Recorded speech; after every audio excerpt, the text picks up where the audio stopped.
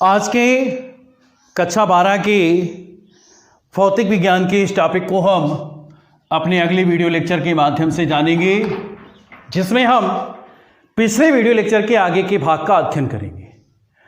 पिछले video lecture में हमने वैद्युत धारा तथा अनुगमन वेग में संबंध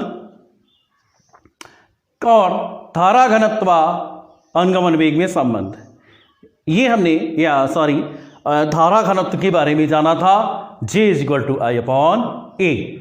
ठीक है, और वहां से हमने वैल्यू निकाल कर रख दी थी। I की जगह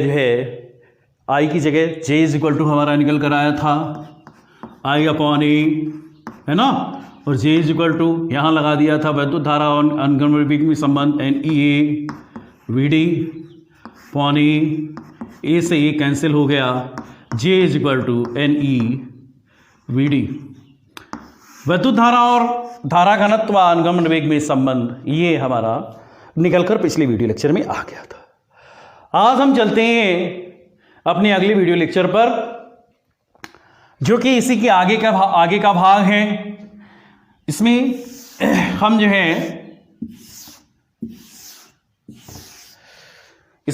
हम वो ओम का नियम जानेंगे।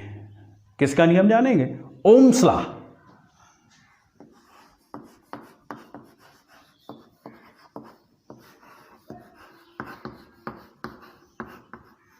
ओम का नियम हाई स्कूल में पढ़ के आए हैं, ज्यादा कुछ बताने की जरूरत नहीं है, केवल मैं रिवीजन के तौर पे आपको बता रहा हूं।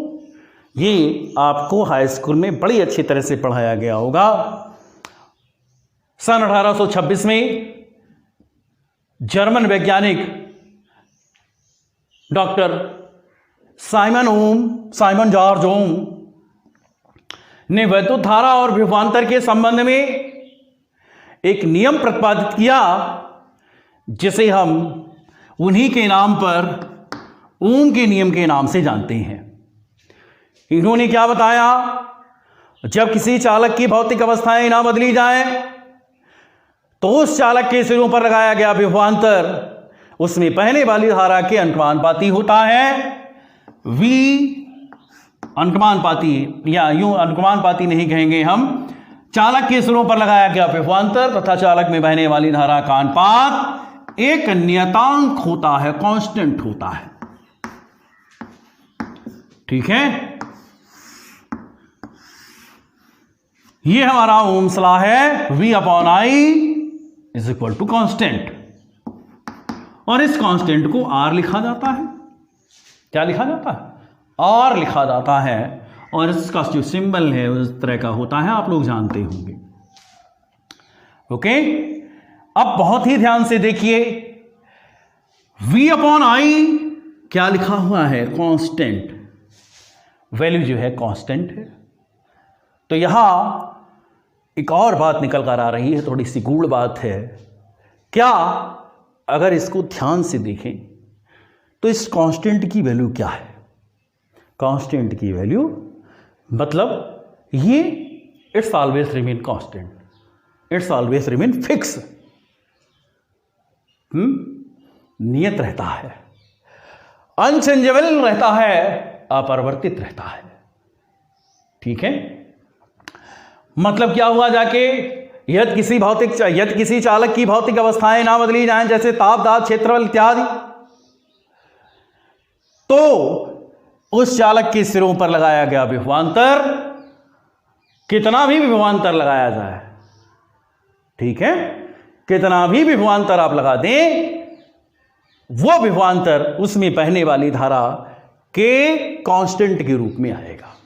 यानी कि इन दोनों का जो रेशियो है वो कांस्टेंट आएगा, चाहे जितना लगा दे। ठीक है, जैसे हमने चालक के सिरों पर 4 वोल्ट का विभवांतर लगाया।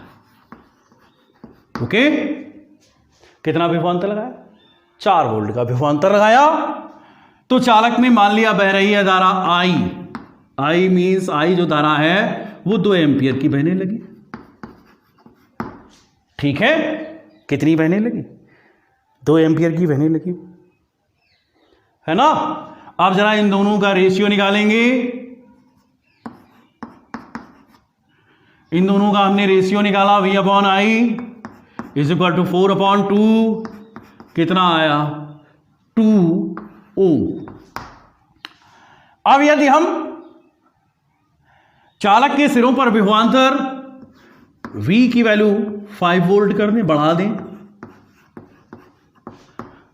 तो जो धारा है वो 2.5 एम्पियर आएगी। ये कंफर्म है, आएगी,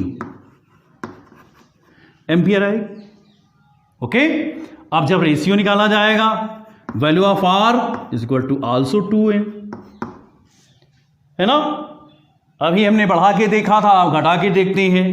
V की वैल्यू हम यहां 3 वोल्ट कर देते हैं, 4 से 1 कम कर दिया, तो I की वैल्यू जो है ऑटोमेटिकली रिड्यूस हो जाएगी 1.5 एम्पियर। फाइनली R becomes 2 ओम। देखिए, all three cases here we see are also constant। देखिए, नियत रहा। 4 वोल्ट लगाया तब भी 2 ओम का रेजिस्टेंस आया, 5 वोल्ट लगाया तब भी 2 का कांस्टेंट आया, 3 वोल्ट लगाया तब भी 2 का कांस्टेंट आया। तो चाहे कितना लगा दें हम, चाहे कितना कम लगा दें, चाहे कितना ज़्यादा लगा दें, जो रेशियो होगा वो कैसा होगा, कांस्टेंट होगा। इसीलिए आप लोग देखते होंगे जो ग्राफ बनता है V और I का, ये हमारी जो है एक्स एक्सिस है, ग्राफ आप जानते होंगे, ये वाई एक्सिस है।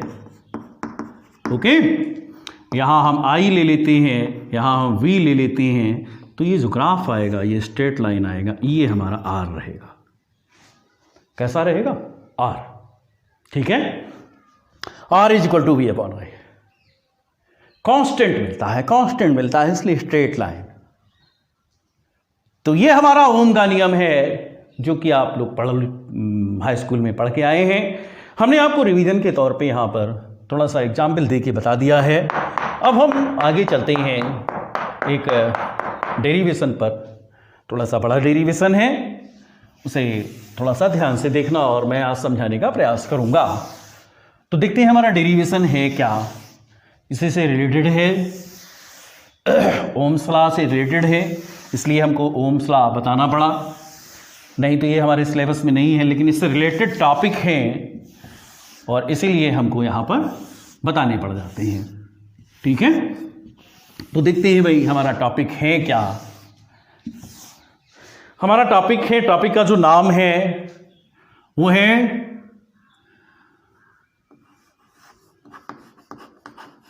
अनुगमन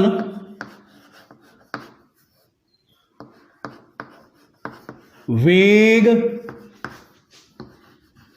के आधार पर ओम के नियम, ओम के नियम का सत्यापन।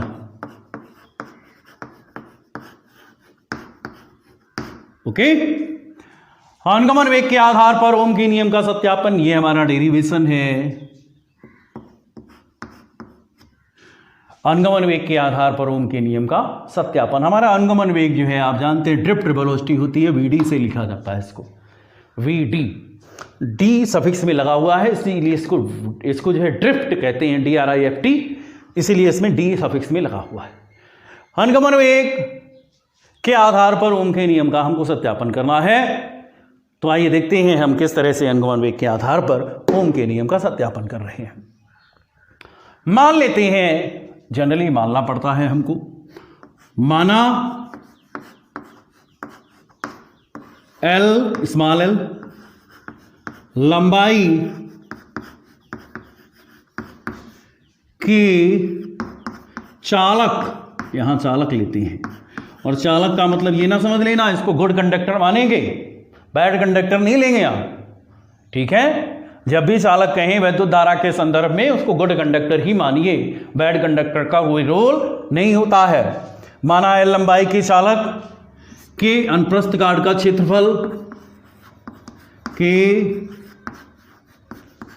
अनुप्रस्थ काट का क्षेत्रफल हमारा कितना है? देखिए, क्षेत्रफल कैपिटल ए जब चालक के सिरों पर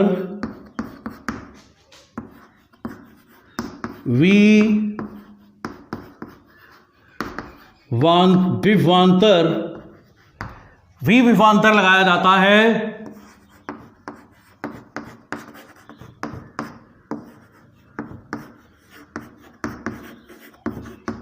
तो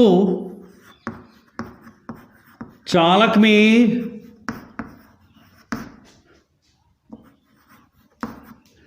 आई धारा बहने लगती है।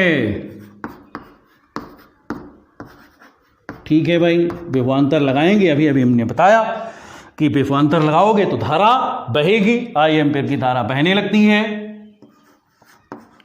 ठीक है, ये तो हमने भाषा लिखी। अब थोड़ा सा और लिख देते हैं। यदि चालक के प्रति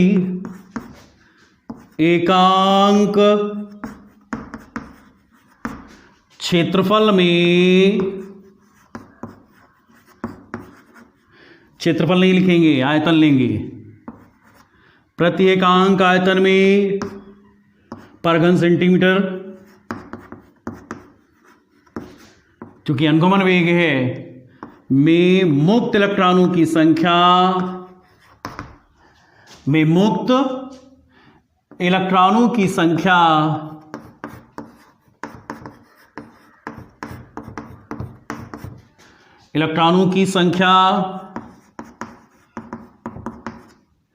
स्मॉल n हो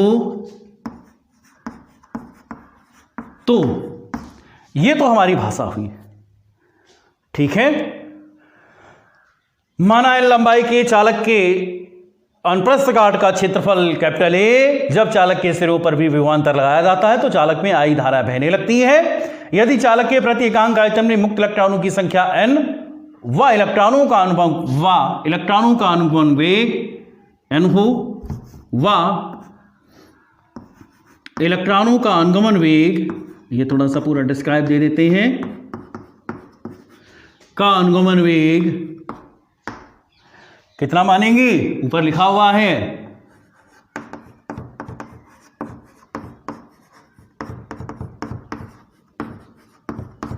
अनुगमन वेग Vd हो। तो अब देखिए भाई, तो क्या होगा? वैद्युत धारा तथा अनुगमन वेग के संबंध से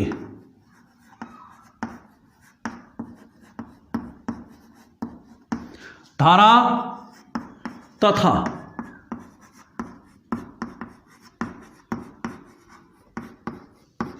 वैद्युत धारा तथा अनुगमन वेग से क्या रिलेशन है हमारा? अगले वीडियो लेक्चर में, पिछले वीडियो लेक्चर में बताया था। I बराबर NEA VD। इसको इक्वेशन नंबर हम कितना दे देते हैं? 1 दे देते हैं। ठीक, अब इसको हम साफ किए देते हैं, आगे बढ़ाते हैं अपने, चूंकि हमारे ब्लैक बोर्ड में जगह नहीं बची हुई है तो मैं विथ हेडिंग के साफ किए देता हूं।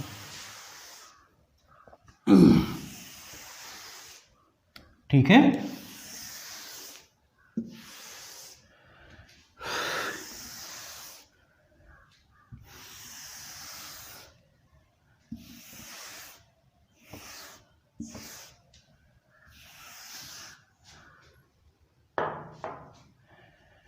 यदि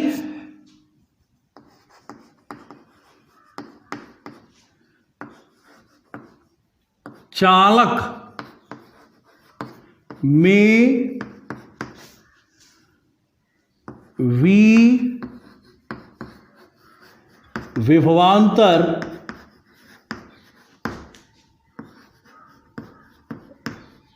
लगाने से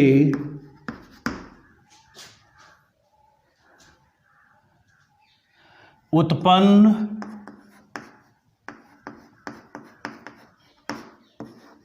वैद्युत क्षेत्र कैपिटल ई हो तो अब देखिए, वैद्युत क्षेत्र की तीव्रता तथा विभवांतर के संबंध से क्षेत्र की तीव्रता तथा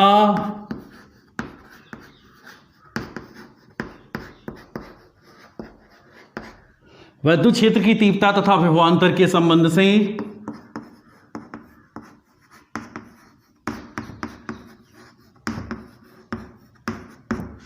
वैद्युत क्षेत्र की तीव्रता तथा विभवांतर के संबंध से E बराबर क्या होता है, V अपॉन L। चूंकि वैसे तो होता है E is equal to delta V या delta E is equal to delta V upon D। ठीक है, ये फार्मूला होता है। डेल्टा हटा दिया और D की जगह हमने L लिख दिया। चूंकि चालक की लंबाई हमारी L है, जो इलेक्ट्रॉन मूव करेंगे वो L लंबाई में मूव करेंगे। ठीक है, तो इसलिए डिस्टेंस की जगह हमने L ले लिया हुआ है। चालक की लंबाई के बराबर मूव कर पाएंगे, उससे ज़्यादा मूव नहीं कर पाएंगे। ओके, इसको हम इक्वेशन नंबर कितना दे देते हैं, 2। ठीक, अब वैद्युत क्षेत्र लग चुका है इलेक्ट्रॉनों पर। वैद्युत क्षेत्र जो है चालक में, चालक के सिरों पर, चालक के अंदर जो है, जब चालक के सिरों पर विभवांतर लगाया जाता है तो चालक में एक वैद्युत क्षेत्र उत्पन्न हो जाता है। चालक के अंदर एक वैद्युत क्षेत्र उत्पन्न हो जाता है। चालक के अंदर वैद्युत क्षेत्र उत्पन्न हो गया है। ऑब्वियसली होगा क्या, देखते हैं। ये जो वैद्युत क्षेत्र है जो चालक के अंदर है, ये चालक के मुक्त इलेक्ट्रॉनों पर एक फोर्स अप्लाई करेगा। क्या करेगा, एक बल लगाएगा। ठीक है, वैद्युत क्षेत्र E के कारण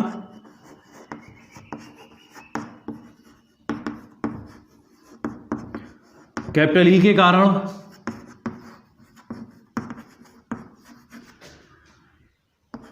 मुक्त चालक के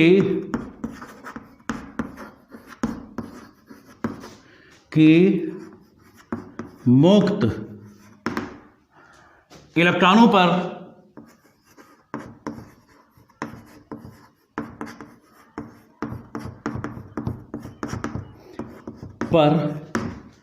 लगने वाला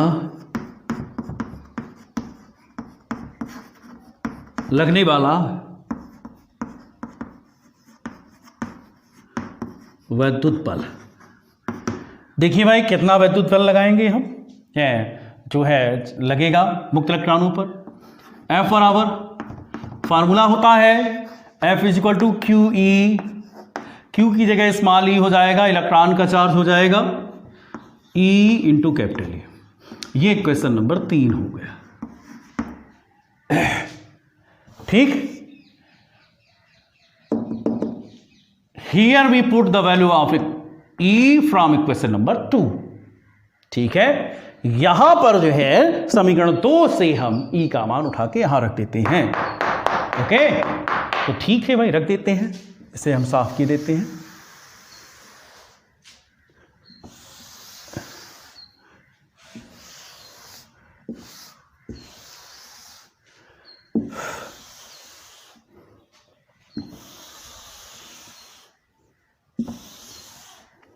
चलिए, समीकरण 2 व 3 से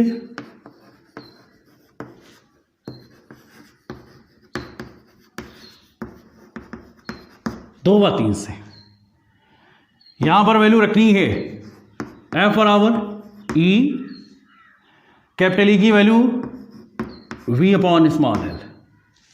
ठीक है, ये 2 में लिखी हुई थी, क्वेश्चन नंबर 4 दे देते हैं। बल लग चुका है मुक्त इलेक्ट्रॉनों के ऊपर, और हम जानते हैं बल का यह स्वभाव होता है कि बल वह कारक है जो रुकी हुई वस्तु को चला देता है और चलती हुई वस्तु को रोक देता है। इलेक्ट्रॉनों को ये एक्सेलरेट कर देगा। इलेक्ट्रॉन तो ऑलवेज मूव कर रहे हैं, लेकिन ये इनको एक्सेलरेट कर देगा, और जो अनियमित और अनियंत्रित गति हो रही थी उसको नियमित गति कर देगा।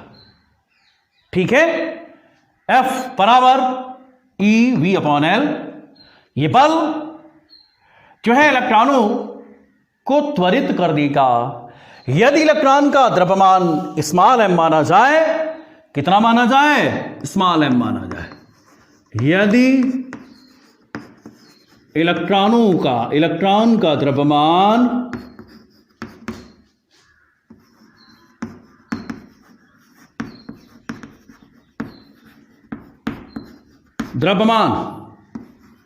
स्मॉल m हो तो मुक्त इलेक्ट्रॉनों में उत्पन्न होने वाला त्वरण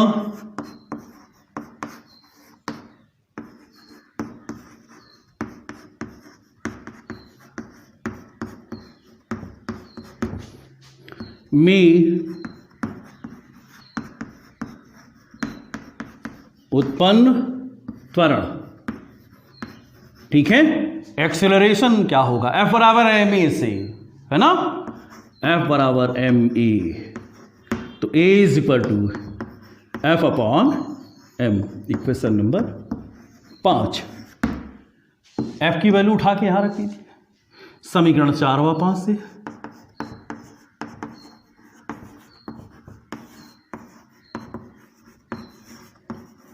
समीकरण 4 व 5 से A बराबर वैल्यू पुटअप कर दीजिए EV/ml। क्वेश्चन नंबर ही कितना हो गया? 6। इलेक्ट्रॉन त्वरित हो चुके हैं।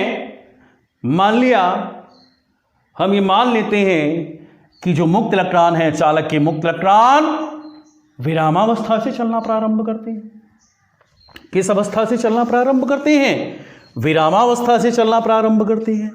और जब भी कोई वस्तु विरामावस्था से चलना प्रारंभ करती है तो उसकी जो इनिशियल वेलोसिटी होती है, उसका जो आंतरिक वेग होता है, यानी आंतरिक मीन्स आंतरिक नहीं, प्रारंभिक जो वेग होता है वो शून्य होता है।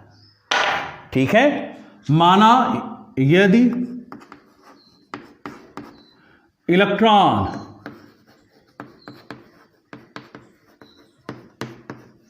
ठीक है वैद्युत क्षेत्र में, क्योंकि चालक के भीतर वैद्युत क्षेत्र उत्पन्न हो चुका है, क्षेत्र में, और ये कौन से इलेक्ट्रॉन हैं?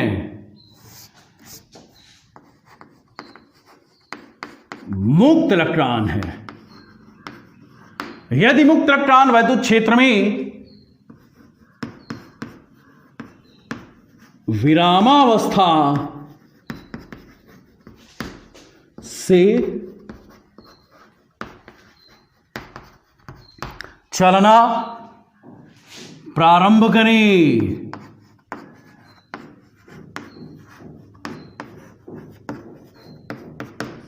तथा श्रांतिकाल, हम जानते हैं श्रांतिकाल को किससे रिप्रेजेंट किया जाता है? श्रांतिकाल टाउ में अनुगमन वेग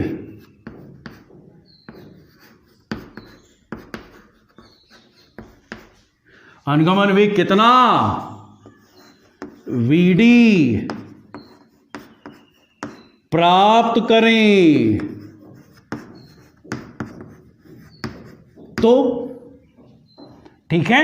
यदि मुक्त इलेक्ट्रॉन विरामावस्था से चलना प्रारंभ कर रहे हैं, विरामावस्था का मतलब क्या होगा? U इज इक्वल टू 0 प्रारंभ करते हैं तथा श्रांतिकाल टी में, टाउ में, श्रांतिकाल का मतलब समय, T is equal to tau, okay. अनुगमन वेग Vd प्राप्त करें, यानी कि अंतिम वेग हो गया हमारा V is equal to Vd, ठीक है। और A तो हमारे पास है ही, तो Vt UT VA में क्या रिलेशन होता है गति के प्रथम समीकरण से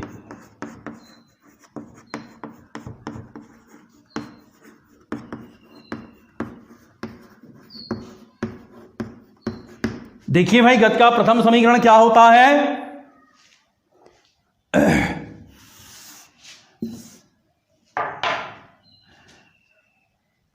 u v बराबर u प्लस AT। वैल्यू रख दीजिए भाई।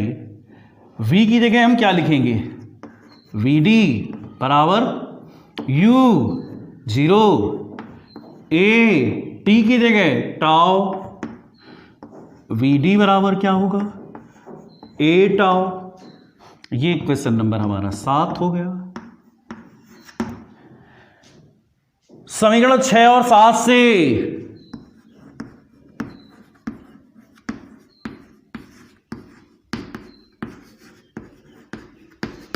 7 से VD बराबर A की जगह हम क्या लिखेंगे?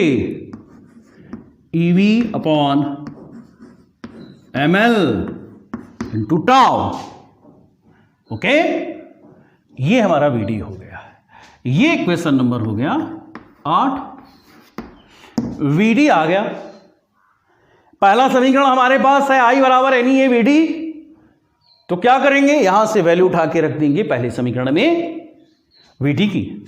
समीकरण एक बार से I बराबर NEA VD की जगह क्या लिखेंगे? EV upon ML into tau. Okay, अब जरा ध्यान से देखना, यहां पर बहुत ही ध्यान से देखना। ये जो V है, देख रहा है ना? V है, इसको क्या करते हैं? यहां ले आते हैं, बटे में ले आए। I upon V is equal to NE tau upon M, और क्या बचा? A upon L। ठीक, यही तो बचेगा। NE tau M A upon L। ठीक, अब इसको पलट दीजिए। V के ऊपर ले जाइए, I को नीचे ले जाएं। V अपॉन I दोनों तरफ पलटना पड़ेगा हमको। ML ऊपर जाएगा हमारा, ML अपॉन NE टाउ। ठीक है, अब ये जो वैल्यू है ये किसके इक्वल होती है? V अपॉन I बराबर क्या होता है? R होता है ना? कितना होता है? R होता है। तो ये जो वैल्यू है हमारी, ये सारी की सारी कांस्टेंट हो जाएगी। कैसे देखते हैं भाई? इसे साफ कर देते हैं थोड़ा सा, बहुत ध्यान से देखना कांस्टेंट कैसे निकल रहा है। ओम का नियम निकल कर आ चुका है, अब इसको बस पुटअप करना है। तो देखिए भाई कैसे पुटअप करते हैं। क्या निकल कर आया? V upon I ML upon NEA tau. ठीक, M mass of the electron, electron का द्रव्यमान फिक्स रहेगा। कैसा रहेगा? फिक्स रहेगा। L length of conductor, it's also remain constant, fix. ये भी लंबाई न घटेगी न बढ़ेगी। वैद्युत धारा आप बहा दीजिए, चालक की लंबाई अगर 5 सेंटीमीटर है तो 5.2 नहीं हो जाएगी, 4.8 नहीं हो जाएगी, 5 ही सेंटीमीटर रहेगी, फिक्स ही रहेगी। N नंबर ऑफ इलेक्ट्रॉन, प्रति एकांक आयतन में उपस्थित इलेक्ट्रॉनों की संख्या धातु है तो 10⁻29 लगभग रहेगी, तो रहेगी, ऐसा नहीं कि कम ज्यादा हो जाए। E charge of electron 1.62 × 10⁻−19 coulomb, fix होता है। एरिया, क्षेत्रफल, कंडक्टर का क्षेत्रफल, आल्सो रिमेन कांस्टेंट। टाउ श्रांतिकाल, इलेक्ट्रॉनों के द्वारा रिकवर किया गया time in two consequently collision, दो उत्तरोत्तर टक्करों के बीच में टाइम जो रिकवर करता है इलेक्ट्रॉन वो फिक्स रहेगा। सारा मान जो फिक्स है तो V upon I is equal to fix, fix मतलब कांस्टेंट, ओके। और इस कांस्टेंट को कहते क्या हैं? Constant R। और यही हमारा ओम का नियम है। क्या है? ओम का नियम। शुरुआत कहां से की थी? अनगमन वेग से, I बराबर NeABD, निकल कर आया V upon I is equal to R, जो कि हमारा ओम का नियम है। यही हमारा फार्मूला है, यही हमारा डेरिवेशन है, यही हमारा मोटो है, मोटो था जो कि हमने प्रूफ करके दिखा दिया। ठीक है, तो उम्मीद करते हैं कि इस वीडियो लेक्चर में ये जो हमने बताया है आपको समझ में आया होगा। आगे के टॉपिक अगले वीडियो लेक्चर में, तब तक के लिए दैट्स ऑल।